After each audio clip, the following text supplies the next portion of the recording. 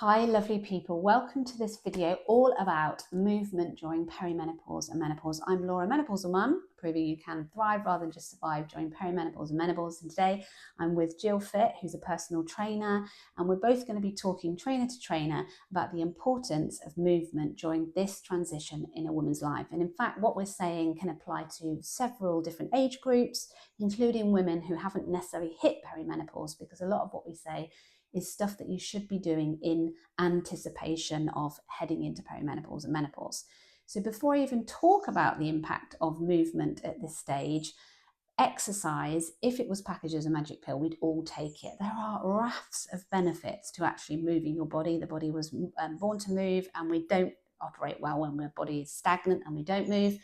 So it's really important to do exercise because it elevates your mood, it helps protect your bones, it increases your metabolism. And actually, when it comes to perimenopause and menopause, some of these things become even more important. So in the past, it could have been a lot about aesthetics and, being slim, but actually this is about, thriving in life. So preventing against long-term diseases. And there are lots of challenges in perimenopause and menopause. I didn't sleep that well last night, so excuse my verbal diarrhea.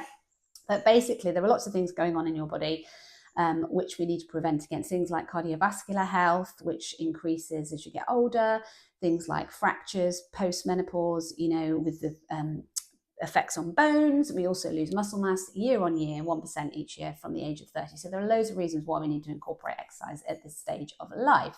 Now, don't get me wrong, both of us realise that it's not always easy. We're a sandwich generation often. When we go into perimenopause and menopause, we may have elderly relatives that we're supporting. We might have teenage children. We've got busy careers, and we might not have a lot of time. So we will be talking about how you can realistically bring exercise into your schedule. But mark me here, it is vital that you are moving during this stage. It will help alleviate your symptoms, and it's just really important. So let's have a chat.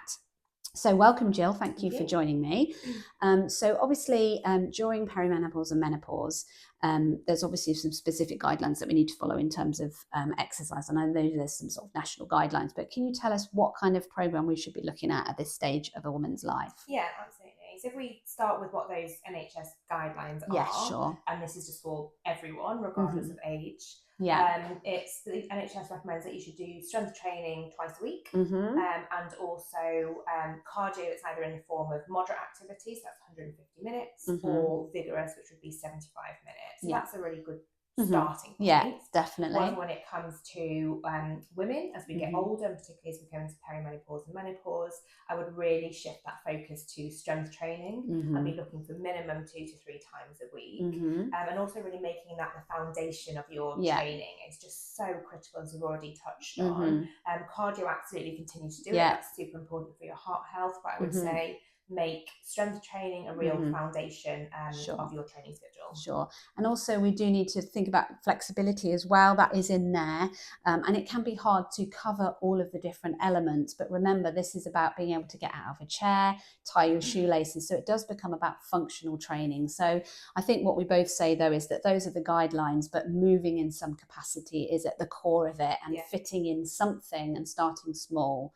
And let's move on to that now. So there can be lots of challenges during menopause with the time factor.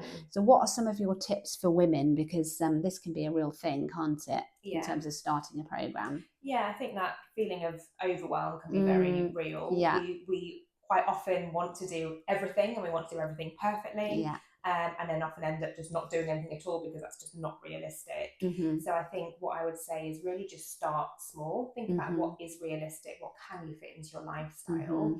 I think it's really helpful to have a structure and a program. If you're wanting to get fit and to get stronger, the key here is progression. Definitely. So having some sort of structure that you can follow and really see how you're growing and progressing each week is really, really critical, rather than a sort of random collection of exercises and workouts that you do each week. So and I would really just plan it. Exercise is so important. How can you make it part of your life? Can you sit in front of your diary and say, right, Monday evening I'll do this, Wednesday morning I'll do this, and just really get that schedule planned in? I think that really helps with starting. And I'm very much a fan of planning in the self-care and those things before you even schedule your week, really, really taking out the time, and then that time is blocked. And I think also what's important at this stage of life is when we lack willpower is having the structures in place, whether it's having a personal training session that you have to turn up to, being part of a class, not relying on willpower, but instead relying on habits, cornerstone habits, and also accountability through programs. We don't have to do everything on our own, and there are experts out there that can lead us. Okay, so another challenge for women is symptoms, isn't it? And, being tired and sleep deprived and, the emotional dysregulation. We don't often feel like going to the gym or doing our workout. So what tips have you got there in terms of still getting yourself committed, and getting the benefits when you're not feeling 100%? Yeah, I think you've touched on a couple of the great examples, like training with a friend, having a personal trainer, having a class, having a commitment that you've got to turn up for, always helps. I mean, there's so many times where my alarm goes off, I don't want to go to the gym because I've got that class or I'm meeting a friend, I'll show up and do it anyway. And 9 times out of 10, the endorphins kick and you feel amazing afterwards. And the more you do it, the more you remember that feeling, and that helps you to keep going as well. Yeah, definitely. But I would also just say, listen to your body as well. I think the challenge, most of the time, I could just sort of reference, is getting to the gym in the first place. Yeah, definitely. And sometimes when you get there, you can't do as much as you want to, and that's okay. I think once you're there, you can take the workout if you need to, you can shift and do something different if you want to. It is really important to listen to your body, especially as we go into perimenopause and menopause. But the most important thing is that you turn up, you're doing something, and I think, start from there, see how you feel. Yeah, and I think this is where the benefit of personal training comes in, and having that expert guidance, because another challenge I think during perimenopause and menopause is that often women have already a lot of stress circulating in their body, and then they train too hard. So when you have an expert, it's very much, isn't it, about small steps and building up, creating that foundation training, which is pretty much like the video that we're going to release later in this week where we train together. So it's a nice straightforward workout, isn't it? And it's just starting from somewhere and then building up, rather than going in too fast, because what can happen is if you push your body too hard, you end up being in a stress response, and you won't then have any of the benefits of the metabolism increasing, things like that, through the weight-based training or whatever program that you do. Well, I think we've covered a lot there. We've talked about the importance of exercise, why it's important, in terms of health, some of the challenges at this stage of life, and then we've talked about some of the barriers. So we really hope you've enjoyed that video. Jill, tell us where people can find you and what you offer, so that if people want to get in touch, they can. Yeah. So you can find me on Instagram. That's a good one. New face. At Jill_fit. I'm a personal trainer at the gym group Bracknell, so you can always pop along and find me there. Or in my role as a weight loss and food freedom coach, I run a program called Optimal Body. And that's a 12-week full transformation program. So it really helps if you are struggling with your relationship to food or your body image, you want to lose weight.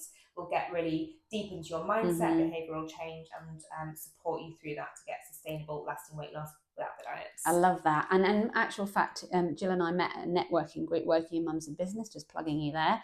And we are now going to be working together because we both have a common approach, which is that we really believe in food freedom, not excessive calorie counting, and really, really forcing things, but understanding your body's natural rhythms, your brain, and how, to basically get fit and lose weight without basically killing yourself. So we're going to be running a workshop on keep reminding me because I keep forgetting. Brain fog. The 25th of October, we're going to be running a workshop which is called Food Freedom for Life. So come along, it's only £59. You get a discount if you followed our challenge. It's a 3-hour workshop. There's a slot in the morning and in the afternoon. Basically, we're going to teach you about, going to go away with a manual of how to basically find food freedom. And often as a result, you do lose weight naturally. And come and join that workshop. I've also released some free tickets if you're local to Wokingham for all of my classes this month in October, as it's Menopause Awareness Month. So DM me if you're interested in that. And obviously we're both personal trainers, so you can work with us in that capacity too.